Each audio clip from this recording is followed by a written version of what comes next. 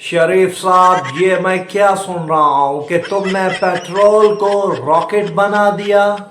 Trump भाई, आप tension न लें, ये सब इकोनॉमी का जादू है। मैजिक?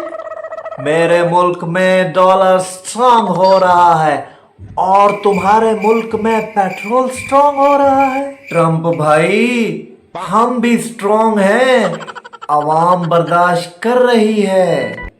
ये बर्दाश्त नहीं इंड्योरेंस टेस्ट है और ओलंपिक्स में भी नहीं होता। आपने भी तो वॉल बनाने का प्रॉमिस किया था, बना ली क्या?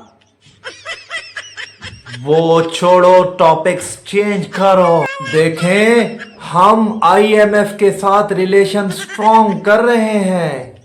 रिलेशनशिप या dependency, same thing bro, modern world है। सर, पेट्रोल महंगा क्यों है? क्योंकि डॉलर महंगा है। डॉलर क्यों महंगा है?